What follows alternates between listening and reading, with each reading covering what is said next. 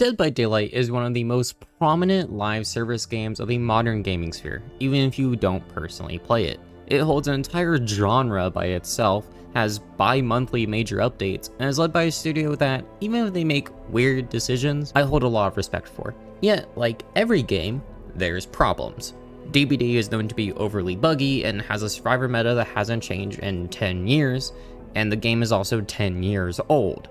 And this annoying British dickhead has been here for 9 of them. David King, the first ever anniversary survivor to release, and is the reason everyone owns him, which in 2017, Behavior did not care about lore like at all, so David's bio is only this long, and this is Aurora's bio released in 2025 as comparison. The only things you can glean from David is that he likes fighting, is smart, rich, and really good at sports, but the downside is he likes to fight people to an unparalleled degree, so much so people aren't even surprised when he goes missing, they just assume he ate shit. He's also British, which makes him the butt end of every internet British joke you can make. It's very well deserved for that country. There's been a few expansions on David's lore, one small snippet expanding David's love of fighting, and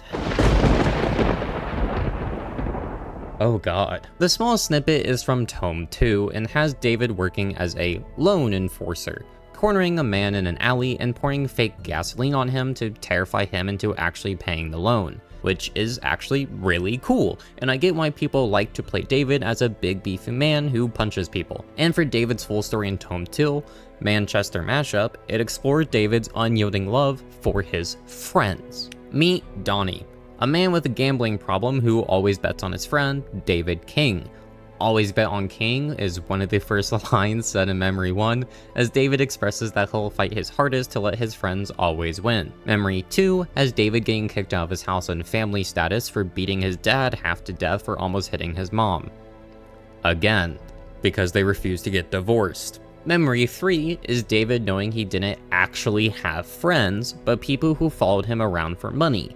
Now that he's locked from his rich family and no one wants to challenge him after the fight in Memory 1, he's screwed. Memory 4 has David asking his friends for help, and every single one of them says no while making excuses. Their other family members said no room in their apartment, or whatever. David, the survivor with a bleeding heart for others, has no one to help him at his lowest, which is ironic and good character building for David, as it makes him remember the friend from Memory 1, Donnie, the guy who always bets on the king. Memory 5 shows how Donnie is a true friend to David, helping him out even though he himself is in a bad spot with loan sharks. He offers his apartment to David for however long he needs, food, water, shelter, probably some clothes. Even if David's outfit in-game looks run down and rugged, Donnie is just that guy. Memory 6, David re-enters the fighting rings against the Ghetto Masher. Donnie bets all of his money on King because he trusts David to win, and David loses. He doesn't see his father anymore when fighting because he did fight his dad last time after years of telling himself out of it. There's no rage for him to win, there's no fueling essence for him to win, and while David does care for his friends, he's only fought for anger before, causing him to lose. The last 2 memories are the exact same one, and Memory 8 is a cutscene of Memory 7. David has started working as a bartender, and it's honestly going quite well. Donnie is there to talk to him before men show up and drag Donnie away. David loses his job to help Donnie. David wants to save Donnie from dying, and David gains a new reason to fight. David wins round 2 against the Ghetto Masher, tearing out his eye. Multiple men dogpile on him, and yet he's winning. David clears Donnie's debt by working for the loan shark Uncle Brass as a new enforcer, and the story ends with always bet on King. It's a pretty well written expansion on why David fights for it and why he's a survivor in Dead by Daylight. He fits the tank role of DBD, and his awfully designed problematic perks that have been a plague on this game since his release reflects that. Don't worry, that's coming up after lore. Keep in mind for David, he released in 2017 and only had that extremely small bio for 3 years until the Tome 2 expansion in 2020. Some cosmetics expanded on his lore about how he loves fighting for friends, but there really wasn't anything. Similar to how Behavior has terrible representation in their game, which I'll defend behavior by pointing out the reason over half the cast is full of white Americans or Europeans is because every single license in existence brings a white man or woman with the exceptions of David Tapp, Yoichi, Ada, and Michonne. Sorry if I forgot one or two, I'm not counting legendary skins. Early on when David first released, it didn't really matter that I was another white man like Dwight Fairfield, but if he released in 2026, it'd be a really boring addition to a cast of already primarily white USAs, which I'm sure is part of the reason, outside of his unique buff frame compared to Dwight, Felix, or other male survivors, behavior confirmed something about David in April 2022 with Tome 11, something that literally only 2 other original characters have confirmed for this game, Aurora Rose and Susie from the Legion. I'm not counting licensed survivors because behavior doesn't make the lore for those characters. David's gay, Aurora Rose is trans, and Susie is lesbian. They're the only 3 confirmed LGBTQ+ reps in the entire game from behavior themselves. Tome 11 explores a younger David King trying to find a date for his old man's retirement party. Apparently, he wants to pick Jasmine as that's someone his father would easily approve of, but he's drinking his day away as the fight with the ref that the small bio way back during his release explains made him lose his rugby career forever just happened. David's lying to himself about liking Jasmine. That's why he wants to be with her and she wants to be with him. And while the second half is true, the first half is David wanting to make his dad proud of him. And he's a man who's very hard to please. The entire story has a man named Rick, David's friend, helping him to understand that David knows who he loves, but is lying to himself for the sake of his dad, who he doesn't even like. It's honestly wonderfully written as a realization of gay literature. I want to let the next few memories play as I think it's wonderful and deserves to be listened to. That is unsurprisingly going to be most of the video, and I understand if you wish to skip it if you already heard it before, but if you haven't, I really recommend listening to the next 17 or so minutes. Otherwise, you can skip ahead if you just want to hear me talk, but again, I strongly encourage you to listen to the memories play out. It's really important for his character. David opens his swollen eyes to find Rick staring at him. I had this regular who stopped coming to the pub a few years back. Found out she was in jail. Imagine that. Jail. Murder. Matter of the heart. She discovered her husband was in love with another woman, so she lured him to their country home, drugged him with sleeping pills, boarded up the doors and windows, and set it on fire while he slept. He woke up and tried to smash his way through the boards, but she was waiting for him with a hammer as he tried to climb through the busted and burning wood. Whack! Whack! Whack! She smashed his arms, hands, shoulder with the hammer until he could scarcely move. All that remained was a terrible mess of a man trying to squeeze through busted boards with thick black smoke pouring past him like molasses. She stands there watching him dripping, burning, breathing, screaming, begging, and doesn't move until the police arrive. David turns away from Rick, but doesn't say anything. Her husband cheated on her before, and it didn't bother her, but this time, well, this time, he was in love. That would make a good movie, too. Only she wouldn't kill him in the end, and he'd probably realize he was just going through a midlife crisis. I never met someone I'd kill or die for, and I sometimes wonder what that would feel like. If I could do something like that. David feels Rick's eyes on him. I think my longest relationship was 1 year. I was told my ego gets in the way and that I don't like compromise, and that's true. But what's also true is I haven't met anyone who made me want to compromise. David takes in the sounds of pedestrians walking past them. You know, one client once told me that wolves either move in packs or alone or in a couple. Did you know that couples form such a strong bond that when one dies, the other dies seconds after? As though wolves can just shut off life's switch whenever they want. One soul following the other into the next world, if you believe in that kind of thing. David turns to face Rick. Please, I don't want to talk. One more story, then I'll leave you. It's a true story that happened 100 years ago, in a time when this kind of story wouldn't have even been told. I don't remember how they met, but when Richard and Will first laid eyes on one another, they fell in love. And they kept their love a secret, because back then, you could be hung for, well, for not loving like the rest. David feels a sudden warmth rising up his neck. They had secret lives, but eventually they were caught. And while so many lied, trembled before the executioner, they refused to lie about what they had found in each other. With the noose around their necks, they were given another chance to repent. But they didn't. Instead of fear, there was only love. And Will grabs Richard's hand and kisses it as the executioner pulls the cart from beneath their feet. David's puffy eyes drip with tears as he sees the two lovers dangling from the gallows. He wants to say something, but feels an invisible noose tightening around his neck, choking him, preventing him from unburdening his heart. That would make a great movie. David's lips tremble. He wants to say so much, but the words just won't come out, and he feels like he's sinking deep into a world of mud. Then his face tightens and his whole body quivers as he tries to suppress the pain.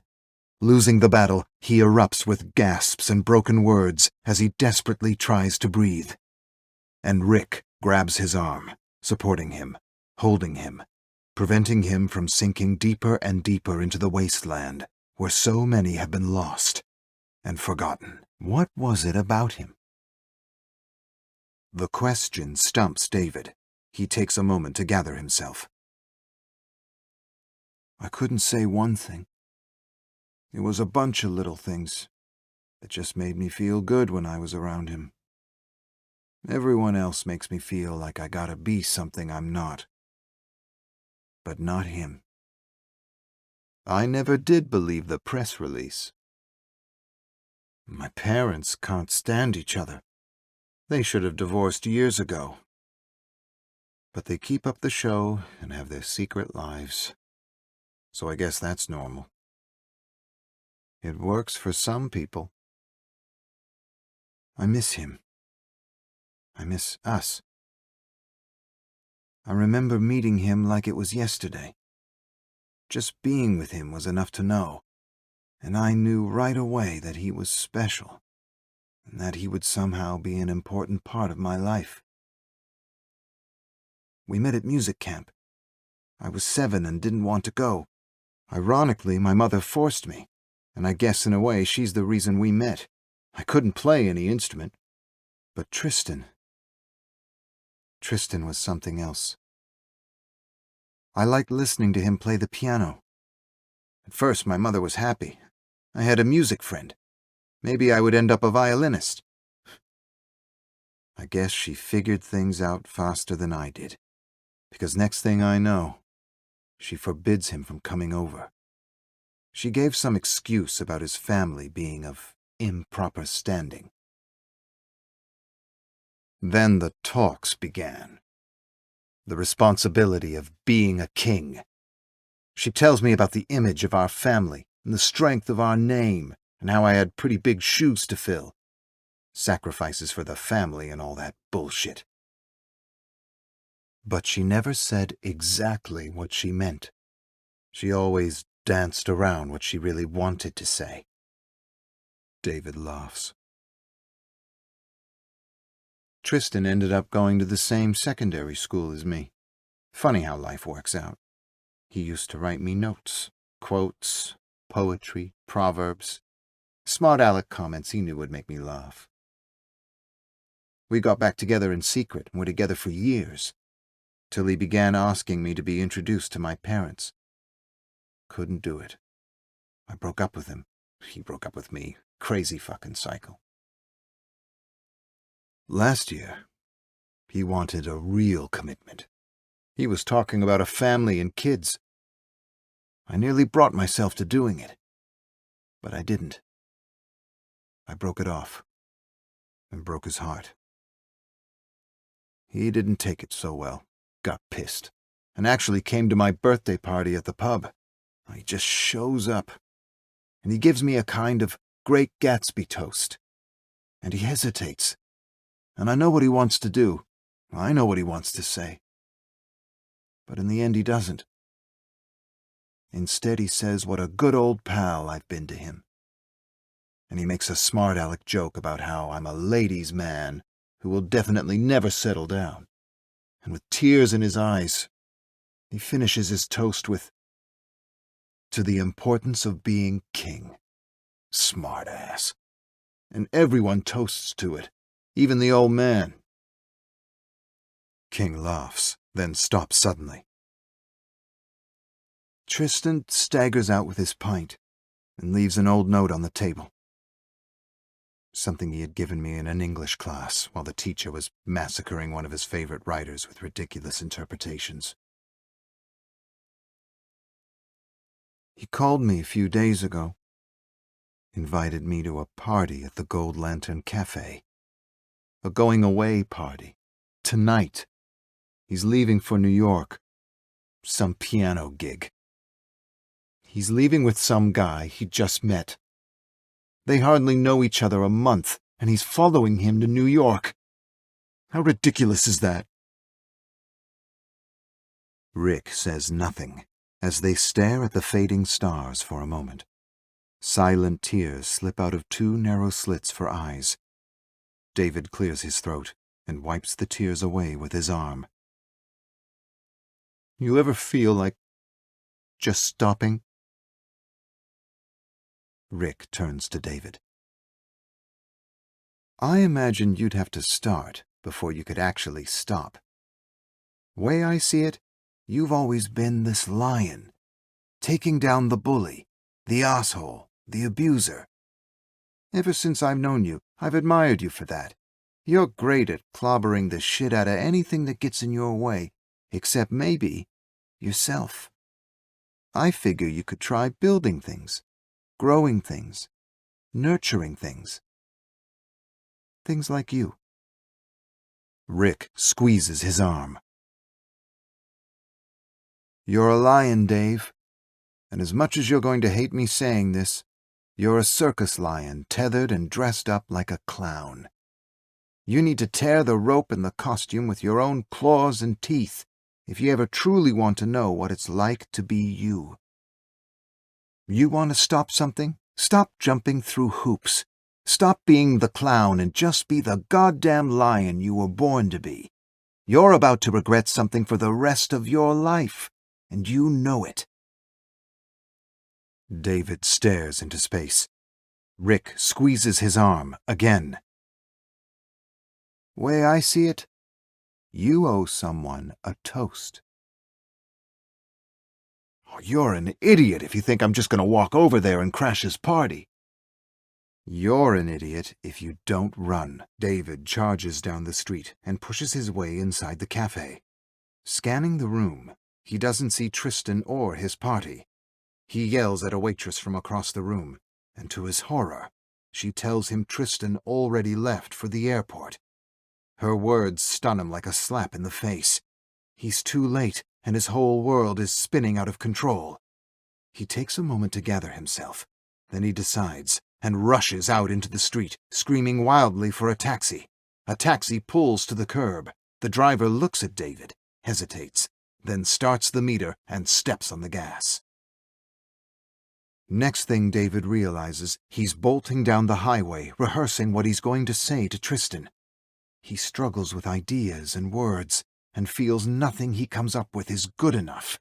The taxi pulls up to the sliding glass doors of the airport, and David vaults out. The driver yells at him. He returns to pay him, and then rushes through the automated doors into a bustling open area. He quickly regards a monitor displaying flight departures, sees one flight leaving for New York, rushes through the terminal, but security stops him in his tracks. Can't pass without a boarding pass. David stares at him, trying to catch his breath as he processes everything at once. He tries to explain his situation, but the brute won't budge, not even an inch. David turns back and rushes to the check-in counter. He buys a business class ticket on the plane to New York. Then he runs back and passes through security. He runs faster and faster, and he's nearly there. He's going to do this. He's really going to do this. Suddenly, he smashes into an older man carting luggage who looks like his father with his salt and pepper hair and chiseled jaw. He tumbles over the ground as fear hits him like a fist, knocking the breath out of him for a moment. Just a moment. In the chaos, he notices Tristan's note on the ground. He grabs it, holds it, remembers. The man yells at David to be careful, but that's the last thing David wants to do right now, as he puts the note back into his pocket and clambers over a pile of luggage and charges away. Within moments, he sees the gate, sees Tristan, laughing with his partner. Happy. He freezes in his tracks. Guilt smashes down on him like a brick wall, pushing and squeezing his insides into something awful. At once, everything begins to spin as he realizes he's going to be sick. David turns on his heels, rushes to the bathroom with a hand over his mouth, and blasts through a stall to purge his stomach. Then he hobbles out and washes gunk off his face, and feels like the most selfish person in the world. His busted and swollen face sags with the sudden realization that if he loves Tristan, if he truly loves Tristan, he will let him go. Rick got into his head, and he's drunk. That's all this is about. All he needs to do right now is be happy for Tristan. To be happy for him and go home and sleep this crazy night off. David walks away from Gate 72 with his head in a whirlwind. He knows he isn't thinking straight, and that it's selfish to pull Tristan back into his mess. He made his bed, and now he has to fucking lie in it. David approaches the security gate, and his heart clenches like a vice. It's impossible to move. Something bigger than his doubt, his guilt and his fear won't allow him to take another step. His hand plunges into his pocket, and he turns the note over and over. Then, in a blazing flash, details of their struggle come back to him. How could he let him go? The one whose voice was the only peace he had ever known, whose laugh was the only joy he had ever experienced, whose every breath filled him with life, and whose every word challenged him to be a better man. How could he leave without even trying, without showing him that he was, in the end, willing to do whatever it took for what they had? David realizes that if he doesn't seize this moment, he'll never know, and the regret alone would destroy him. Tristan doesn't just make him whole, he makes him real, and no one has ever had that effect on him.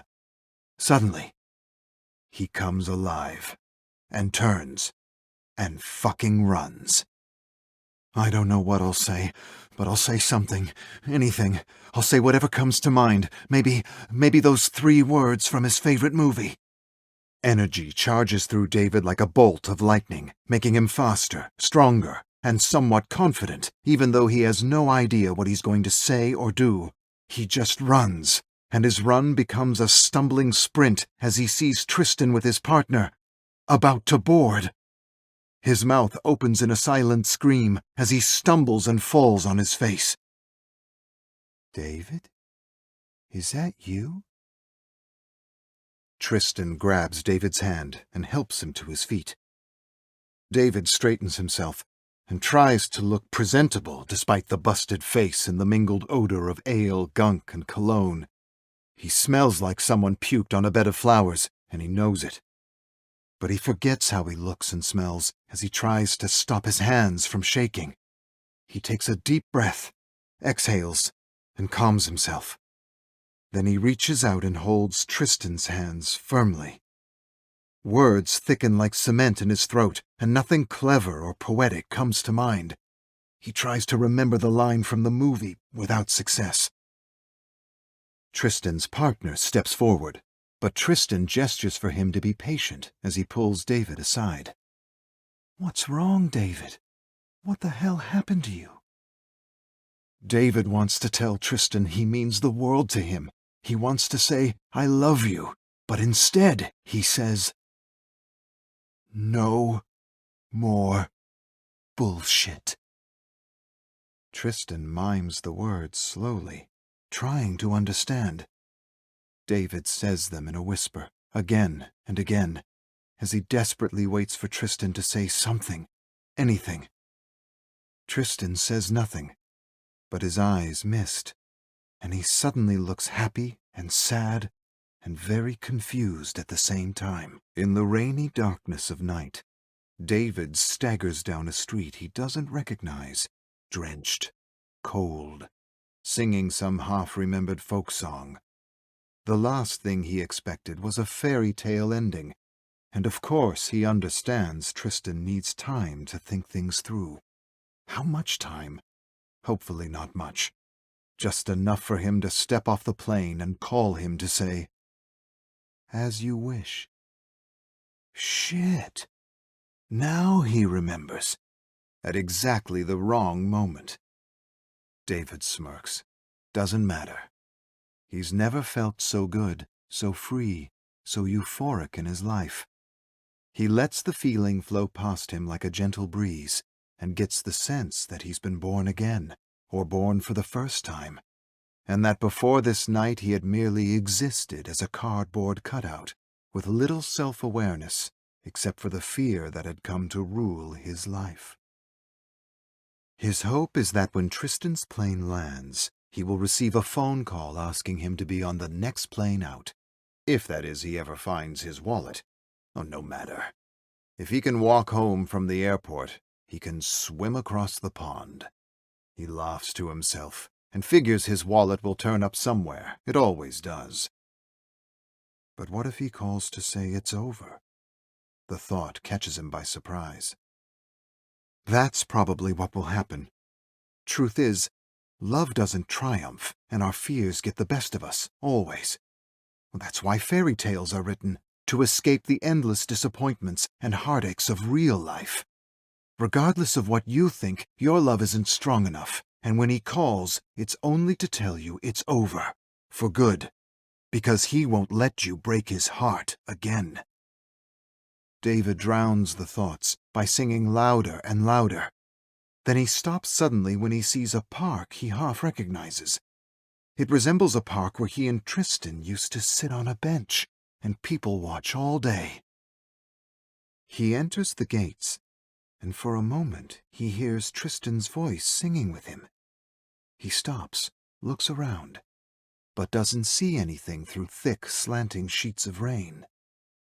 David continues through slumbering bushes and sagging flowers under a thick canopy dripping and pit-pattering with rain.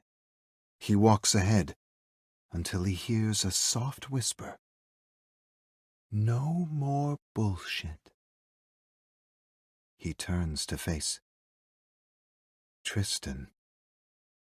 He rubs his puffy eyes and stares with disbelief. Tristan laughs.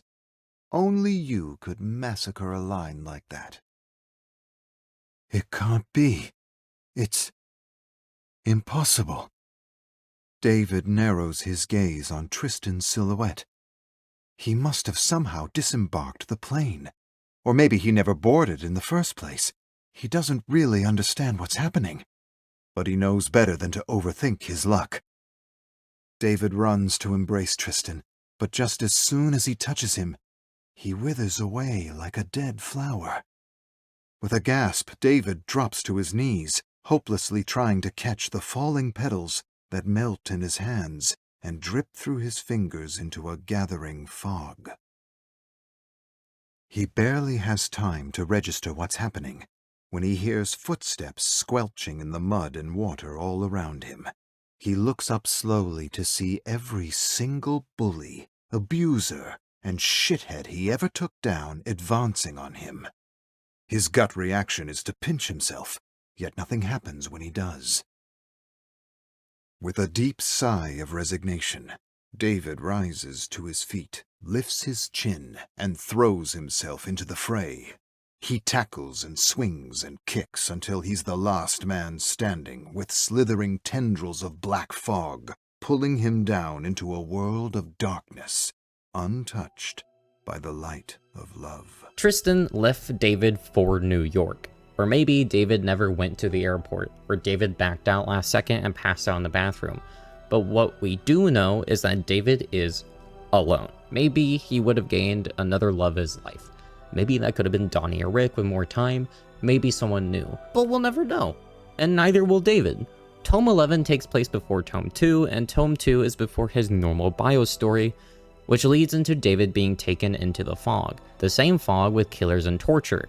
He could maybe find love here. The community certainly likes shipping Dwight with David together. There's the Orman Locker meme that a lot of seasoned players will know about. But each time you die in the Entities realm, you lose a part of your soul, and your memories reset. No love will last, and it's depressing, which makes sense for a horror game about endless killing. So why on earth did Behavior make all three of David's perks the most overtuned, annoying bullshit?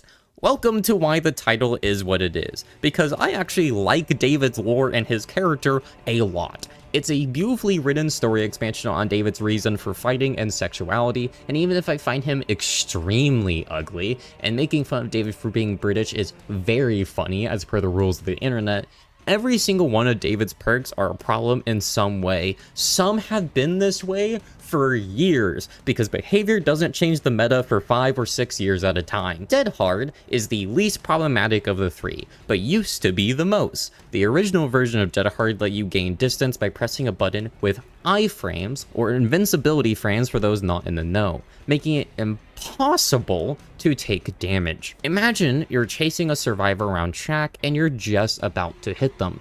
Then they scurry away 5 feet and you can't do anything. Remember, tiles were stronger back in 2017 as well. What's hilarious is that the perk still exists in this state as Dramaturgy, which does the exact same thing but without any iframes and can net you a downside in terms of exposed, and a harder movement lock than Dead Hard had. The OG Dead Hard lasted 5 years before being changed to just grant the iframes by giving you 0.5 seconds of endurance, which is always going to be a hit or miss because the servers for Dead by Daylight are kinda ass. My ping in DBD is 40 to 50. My ping in Deadlock is 4. Yes, the single digit 4, but it counters every power in the game by a click of a button. Get outplayed by the character's power?